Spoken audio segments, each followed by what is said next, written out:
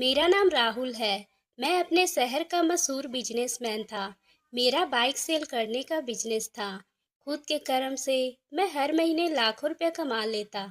मेरा बहुत ही बड़ा शोरूम था, जहां मेरे पास कई कंपनियों की मोटरसाइकिल थी। ये बिजनेस मुझे अपने पापा की तरफ से मिला था। मैंने जब एजुकेशन पूरी की, तो पापा ने कहा, बेटा अब मैं बूढ़ा हो रहा हूँ और इतना बड़ा बिजनेस मुझसे अकेले नहीं संभाला जा रहा। इसलिए तुम नौकरी करने की बजाय बिजनेस संभाल लो। मैं अब आराम करना चाहता हूँ। मैं क्योंकि बहन भाइयों में बड़ा था, इसलिए मैंने पापा की ख्वाहिश पूरी की और नौकरी करने की बजाय पापा का बिजनेस संभाल लिया। मुझे बिजनेस संभालते हुए 3 साल हो गए थे। बिजनेस संभालने के एक ही साल के बाद मेरी शादी भी हो गई थी और मेरी बीवी का नाम शहनाज था और वो मुझसे 5 साल छोटी थी। उसकी पैदाइश सऊदी अरब में हुई थी। मेरे ससुर इंडियन थे। उनका नाम सलीम था। रोजगार के सिलसिले में जब सऊदी अरब गए थे, तो उन्होंने एक अरबी औरत मरियम से शादी कर ली। एक ही साल के बाद शहनाज पैदा हुई थी और मेरे ससुर अपनी बीवी से बहुत ही प्यार करते थे। वो जिस कंपनी में नौकरी करते थे, मरियम उसी कंपनी के मालिक की बेटी थी। कंपनी के मालिक मेरे ससुर के काम से बहुत ही खुश थे। एक दिन मेरी सास किसी काम के सिलसिले में अपने पापा से मिलने गई, तो उनकी मुलाकात मेरे ससुर से हो गई और कुछ ही दिनों के बाद कंपनी के मालिक ने मेरे ससुर से कहा कि अगर तुम्हें कोई ऐतराज ना हो, तो मेरी बेटी तुम्हें पसंद करती है और तुमसे शादी करना चाहती है। मेरे ससुर ने घर वालों के सलाह करके कंपनी के मालिक की बेटी से शादी कर ली। शहनाज की पैदाइश के बाद मेरे ससुर और सास में मनमुटाव पैदा हुआ और इतना ज़्यादा बढ़ गया कि आखिर मेरे ससुर ने मेरी सास को तलाक दे दी। मेरी सास शहनाज को मेरे ससुर के हवाले करके चली गई और कुछ ही सालों के बाद मेरे ससुर शहनाज को लेकर इंडिया आ गए और उसकी यही परवरिश की और पढ़ाया लिखाया और उसकी शादी मुझसे की। मेरे ससुर जब इंडिया आए थे, तो दोबारा सऊदी अरब नहीं गए। उन्होंने कभी शहनाज की मुलाकात उसकी माँ से नहीं करवाई। हाँ, मगर उसे उनकी माँ के बारे में सब कुछ बताया था। उन्होंने उसकी माँ से बात करने की इजाज़त दी हुई थी। शहनाज बताती थी कि वह शादी से पहले भी अपनी माँ से फ़ोन पर बात करती थी, लेकिन हमारी शादी के बाद उन्होंने मेरे सामने तो कभी बात नहीं की थी और ना ही मैंने कभी उनसे पूछा था। जब शहनाज के पापा और मेरे पापा के बहुत ही अच्छे दोस्त थे, मैंने शहनाज को शादी के एक फंक्शन में देखा था। वह मुझसे बहुत ही अच्छी लगी। मैंने पापा से उसके बारे में बात की, तो उन्होंने अपने दोस्त से बात की और पापा के दोस्त मुझे बहुत ही पसंद करते थे और उनकी ख्वाहिश थी कि शहनाज की शादी मुझसे ही हो जाए। पर पापा ने उनसे शहनाज और मेरे रिश्ते के लिए बात की, तो वह न सिर्फ राजी हो गए, बल्कि जल्दी हमारी शादी भी हो गई। शादी के कुछ दिन हम हनीमून मनाने के लिए निकल पड़े और एक हफ्ता ही गुजरा कि शहनाज मेरी संगत पाकर बहुत ही खुश थी। दिन इसी तरह से गुजर रहे थे और एक दिन अचानक उसने एक राज खोलते हुए कहा कि मैं आपको पसंद करती थी और मेरी ख्वाहिश थी कि मेरी शादी आपसे हो जाए। पर पापा ने आपसे शादी के बारे में मेरी रजामंदी पूछी, तो मैंने फौरन ही हाँ कर दी। उसकी बात सुनकर मुझे बहुत ही खुशी हुई थी। एक दिन हम पति पत्नी सहन में बैठे चाय पी रहे थे कि उसके मोबाइल पर एक वीडियो कॉल की रिंग बजी। उसने एक नज़र मोबाइल के स्क्रीन पर देखा और फिर उठी और तेजी से सीढ़ियाँ चढ़कर छत पे चली गई। मुझे बहुत ही हैरत हुई। मेरे सामने वीडियो कॉल करने की बजाय छत पे क्यों चली गई? जब वो वापस आई, तो शाम को रात ढल चुकी थी। मैंने उससे पूछा कि शहनाज किसकी कॉल थी? शहनाज ने जवाब में कहा, सऊदी अरब से माँ का कॉल थी। मैं इस बात में सर हिला दिया, क्योंकि शहनाज ने मुझे बताया था कि उसकी माँ कभी कभार उसे वीडियो कॉल करती है, इसलिए मैंने कोई ऐतराज नहीं किया। उस दिन के बाद तो ये रूटीन ही बन गया। हर शाम को शहनाज की माँ उसे वीडियो कॉल करती और वो मोबाइल उठाकर छत पे चली जाती और काफ़ी देर तक छत पर ही रहती और अपनी माँ से बातें करती रहती। मैं जब भी उससे पूछता था, वह यही जवाब देती थी कि सऊदी अरब से माँ का कॉल आया है। माँ आपकी खैरियत पूछ रही थी। मैंने अपनी सास को कभी देखा नहीं, क्योंकि शहनाज की उसके साथ कोई फ़ोटो नहीं थी और ना ही कभी शहनाज उनसे मिलने सऊदी अरब गई थी कि उनके साथ फ़ोटो ही खिंचवा लेती। वीडियो कॉल पर मुझसे बात करने में शर्म सी महसूस होती थी। हाँ, मगर मेरे ससुर के पास उनके फ़ोटो थी। मैंने अपनी सास को देखने की बहुत ही ख्वाहिश थी और वह अरबी औरत थी और शायद शहनाज उनसे अरबी ज़ुबान में ही बात करती थी और शहनाज इंग्लिश में फटाफट बोलती थी। वो कहती थी कि जब भी हमारी औलाद होगी तो मैं भी अपने बच्चों को हिंदी उर्दू के साथ साथ अरबी और इंग्लिश सिखाऊंगी। मैं सर हिला देता। मुझे इंग्लिश तो आती थी लेकिन अरबी नहीं आती थी। जब शहनाज को उसकी माँ की कॉल आती तो वह छत पर लेकर चली जाती। मुझे ऐतराज होने लगा कि वह छत पे जाने की बजाय मेरे सामने भी तो अपनी माँ से बात कर सकती है। मेरी माँ को भी शहनाज की हरकत ऐतराज होने लगा था। उन्होंने मुझसे कहा कि यह क्या तरीका है, उसकी अपनी माँ से बात करने के लिए वह छत पे चली जाती है। मेरी दो बहनें और दो भाई थे। वह चारों मुझसे छोटे थे। एक भाई जॉब करता था जबकि छोटा पढ़ रहा था। बहनें पढ़ी लिखी थी लेकिन वह जॉब नहीं करती थी। हमारे पास खुद का ही दिया हुआ सब कुछ था, इसलिए बहनों को जॉब करने की ज़रूरत ही ना थी। मुझसे छोटी बहन का रिश्ता मेरे दूर के कजन से तय हो चुका था और उसकी शादी 1 साल बाद होनी थी।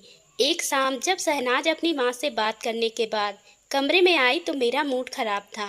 शहनाज ने मेरे पास बैठते हुए पूछा कि क्या बात है राहुल, आपका मूड खराब है? अभी थोड़ी देर पहले ही तो आपका मूड बिल्कुल ठीक था। कुछ हुआ है क्या? मैंने कहा शहनाज, आखिर ऐसी कौन सी बात है जो तुम रोजाना अपनी माँ से करती हो? मैं देख रहा हूँ कि अब तुम मुझ पर ध्यान नहीं दे रही हो। तुम्हारा सारा ध्यान अपनी माँ की तरफ होता है। मेरी बात पे शहनाज हंसी और प्यार भरे लफ्जों से बोली, राहुल ये आपसे कैसे सोच लिया? मेरी सारी तवज्जो और ध्यान आपकी तरफ है, लेकिन क्या करूँ, माँ रोज ही मुझसे बात करना चाहती है। अब मैं उन्हें नाराज तो नहीं कर सकती ना, प्लीज नाराज ना हो। उसने बड़े प्यार भरे अंदाज से कहा कि मेरा मूड फौरन ही ठीक हो गया। वह मेरे लिए चाय बनाने चली गई और उसका मोबाइल टेबल पर ही पड़ा था। वह अपना मोबाइल हमेशा अपने साथ ही रखती थी। अगर वो किचन में जाती तो उसका मोबाइल उसके साथ ही होता। अगर वो मेरे साथ लॉन में भी बैठकर चाय पीती रहती तब भी उसका फ़ोन उसके पास ही होता। मुझे मोबाइल से बड़ी ही उलझन सी होती थी। मैं कभी कभार चिढ़ जाता था, बल्कि कभी कभार तो घर में आता तो उसे बंद कर देता। लेकिन जब शहनाज हर वक्त मोबाइल फ़ोन से चिपकी ही रहती। उस शाम मेरे दोस्त की बीवी के बर्थडे पार्टी में जाना था। मैं तैयार होकर आया तो शहनाज कमरे में नहीं थी। हालांकि वह मुझसे ही पहले तैयार हो चुकी थी। अब जाने वह कहाँ चली गई थी। मैं उसे आवाज़ देते हुए कमरे से बाहर निकला तो माँ से सामना हो गया। मैंने माँ से शहनाज के बारे में पूछा तो वह मुंह बनाते हुए बोली, तुम्हारी बीवी छत पे फ़ोन पर बातें कर रही है। मैं सीढ़ियाँ चढ़कर छत पे पहुँचा तो शहनाज मुझे वीडियो कॉल करती नजर आई। उसने अपना मोबाइल अपने चेहरे के सामने किया हुआ था और वो हंस हंस कर बातें कर रही थी। मैं उसे आवाज़ दी तो मेरी आवाज़ सुनकर शहनाज ने पलट कर मुझे देखा और बौखला कर बोली, अरे राहुल, आप यहाँ कैसे? मैंने कहा कि शहनाज, हमें देर हो रही है, चलो अब अपनी माँ से कहो कि तुम उससे कल बात करोगी, फिलहाल हमें जाना है। जब शहनाज ने कहा ठीक है आप, मैं नीचे उतर आया और 5 मिनट ही गुजरे थे कि शहनाज आ गई और हम गाड़ी में बैठकर दोस्त की पार्टी में चले गए। पार्टी में मेरे दोस्त के घर वाले के अलावा उनके बीबी और उनके घर वाले भी शामिल थे। क्योंकि हमारा बहुत ही गहरा ताल्लुक था, इसलिए उसने मुझे मेरे दोस्त की बीबी और उसके घर वाले शहनाज से मिलकर बहुत ही खुश हुए। हम पार्टी में रात करीब 12 बजे तक रहे और वही खाना, और जब घर पहुंचे तो रात के 1 बज रहे थे। मैं पार्टी में बहुत ही थक गया था, इसलिए मैं अगले ही दिन ऑफिस नहीं गया और मैनेजर को कॉल करके कह दिया कि मैं आज ऑफिस नहीं आऊँगा, तुम ऑफिस का काम संभाल लेना। मेरा मैनेजर बहुत ही भरोसेमंद आदमी था और साथ में समझदार भी था, इसलिए मुझे बहुत ही भरोसा था। अगली सुबह मैं दिन के 12 बजे तक सोता रहा, उससे जबकि शहनाज मुझसे पहले ही जाग गई थी। बाकी का सारा दिन मेरा घर पर ही गुजरा था। उससे दिन 6 गाड़ियां बिक गई थी, जिसके बारे में मुझे मैनेजर ने रिपोर्ट दे दी थी। शाम को मालूम के मुताबिक हम शहर में बैठे चाय पी रहे थे कि शहनाज की माँ के वीडियो कॉल आई और वह ये कहते हुए चली गई कि माँ की कॉल आई है, बात करके आती हूँ। वह छत पे चली गई और मैं लंबी सांस लेकर कमरे में चला आया। आधे घंटे के बाद वह कमरे में आई तो मैंने पूछा, माँ से बात हुई। शहनाज मुस्कुराई और बेड पे बैठते हुए कहा, माँ से बात हो गई है, वो आपको सलाम दे रही थी। फिर हम लोग रात को खाना खाने के बाद हम लोग ड्राइंग रूम में बैठे टीवी पर फिल्म देख रहे थे कि अचानक मेरे दिल में शहनाज के माँ का ख्याल आया। मैं उससे कहा, तुम्हारी माँ का कॉल आए तो उनसे मेरी बात कराना, मैं भी उससे बात करना चाहता हूँ। मेरी बात सुनकर शहनाज का रंग उड़ गया। वो हैरत भरी निगाहों से मुझे देखते रह गई और बिना बताए ही उठकर कमरे से चली गई। मैं उसके इस रवैये को सोचकर मजबूर हो गया। उससे जवाब क्यों नहीं दिया था? क्या वो अपनी माँ से मेरी बात नहीं कराना चाहती? मैं रात को जब कमरे में गया तो सना सो रही थी। मैंने उसे जगाना ठीक न समझा और लाइट बंद करके अपनी जगह पे सो गया। सुबह मैं उठा तो सहना सो रही थी। मैंने उसे जगाने की कोशिश लेकिन वह सो रही थी। मैं नाश्ता करके शोरूम चला गया। मैं ऑफिस से बैठा शहनाज के रवैये के बारे में सोचता रहा। समझ नहीं आ रहा था कि शहनाज ने मुझे जवाब क्यों नहीं दिया था। आखिर वो किस बात से डरती थी? पता नहीं क्यों शहनाज पर शक होने लगा था कि वो अपनी माँ की बजाय किसी और से वीडियो कॉल पर बात करती है और मुझसे झूठ बोलती है कि वह अपनी माँ से बात करती है। मैंने सोच लिया था कि मैं इस बारे में शहनाज से दोबारा बात नहीं करूंगा, लेकिन मैं हकीकत जाने बगैर चैन से नहीं रहूंगा। मैं बहुत ही तरीके से सोचा, लेकिन मुझे कोई भी तरीका समझ नहीं आया। शाम को मैं घर देर से गया। मैं शहनाज का सामना नहीं करना चाहता था। खाना मैं बाहर से ही खाकर गया था। शहनाज ने मुझसे खाने के बारे में पूछा तो मैंने कहा कि मैं खाना खाकर आया हूँ।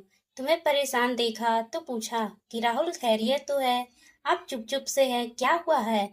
मैंने कहा, नहीं, आज शोरूम में बहुत ही काम था, इसलिए थका हुआ हूँ, मुझे चाय बना दो। वो चाय बनाने चली गई और मुझे शहनाज के फोन से कनेक्ट करने का मौका चाहिए था।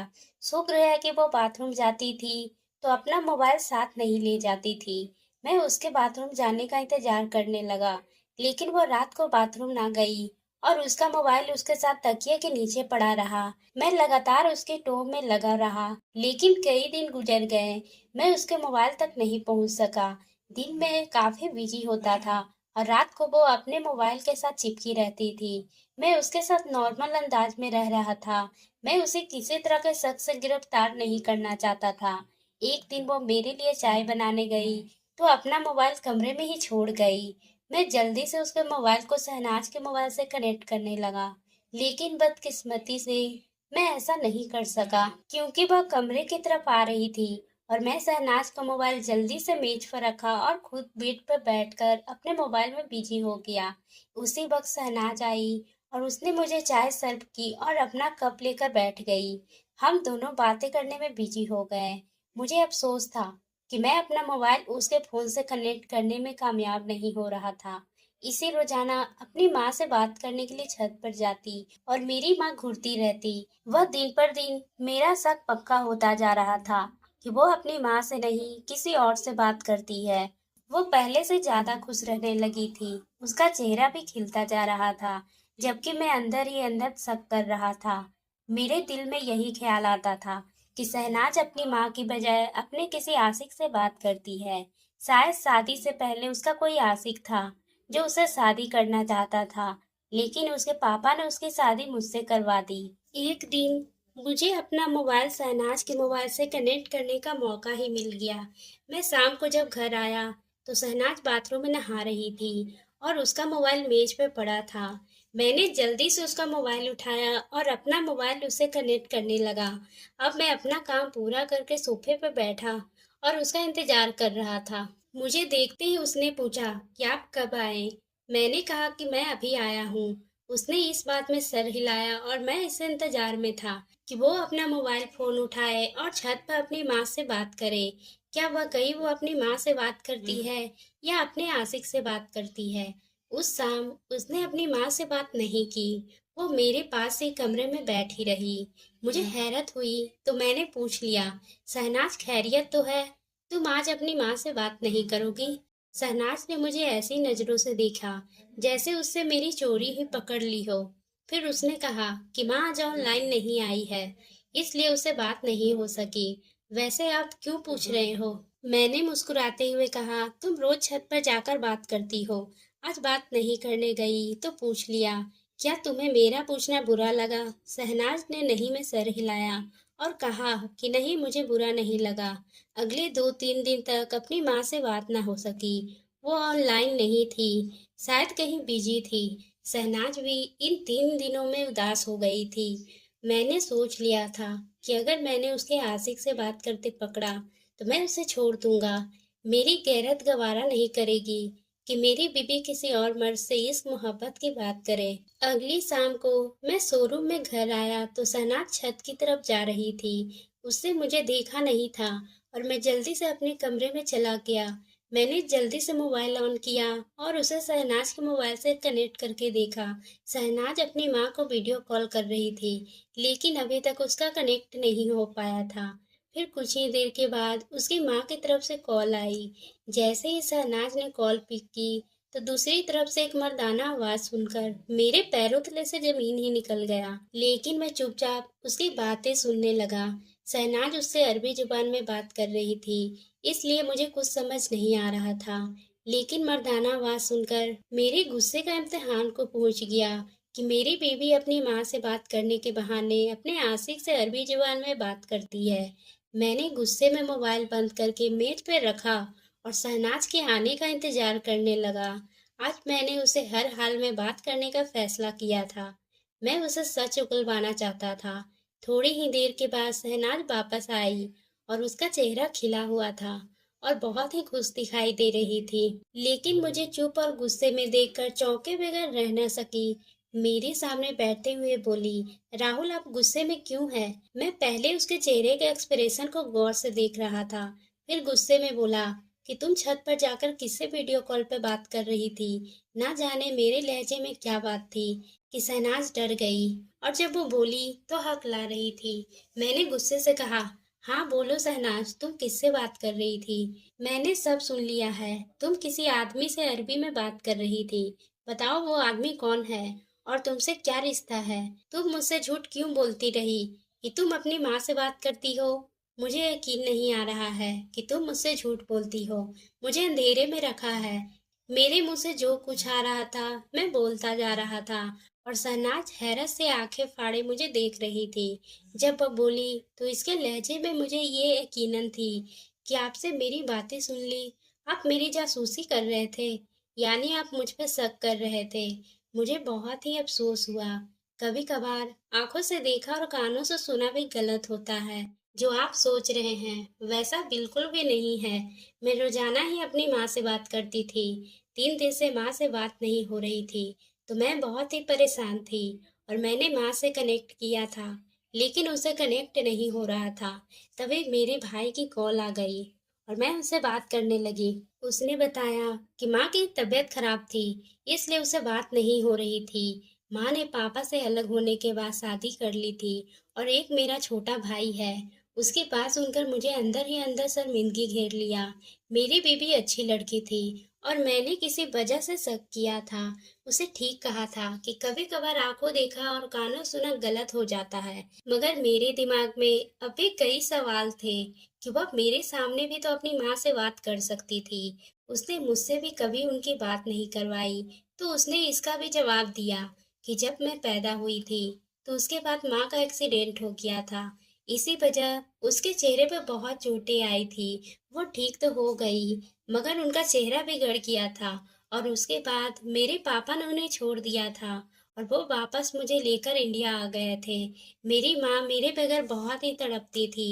मैंने बहुत ही टाइम तक माँ से बात नहीं की थी। फिर माँ की जिद पर पापा ने मुझसे बात करवाई थी और मुझे भी कुछ नहीं पता था। मुझे ये सब बाद में पता चला। फिर मेरे नाना ने किसी कम हैसियत वाले आदमी से उनकी शादी करवा दी और वो अपने सामने आने से कतराती थी क्योंकि उनका चेहरा काफी खराब हो चुका है। इसलिए मैं छुपकर उनसे बातें करती थी। मैंने शहनाज से माफी मांगी और सोच लिया था कि कभी शहनाज पर शक नहीं करूंगा। वो वाकई बहुत ही अच्छी खिदमत गुजार बीवी थी। उसने ना सिर्फ मुझे खुले दिल से माफ कर दिया था, बल्कि एक दिन अपनी माँ से भी बात करवाई। उनके चेहरे सच में काफी खराब हो चुके थे। वह मुझसे बात करके बहुत ही खुश हुई। उन्होंने अरबी में मुझसे कहा कि बेटा मेरी बेटी को हमेशा खुश रखना, इसे कोई भी तकलीफ ना देना। मैं शहनाज से मिलने के लिए तरस गई हूँ, कभी मुझे इससे मिलवाने के लिए सऊदी अरब ले आओ। मैंने उनसे वादा किया था कि मैं शहनाज को उनसे मिलवाने के लिए जरूर लेकर आऊंगा, और उस दिन के बाद मेरे दिल पर सारा बोझ उतर गया था। तो दोस्तों, आपको ये कहानी कैसी लगी? अगर पसंद आई हो तो आप मेरे चैनल को सब्सक्राइब करना ना भूलें और बेल आइकन को भी प्रेस कर लें।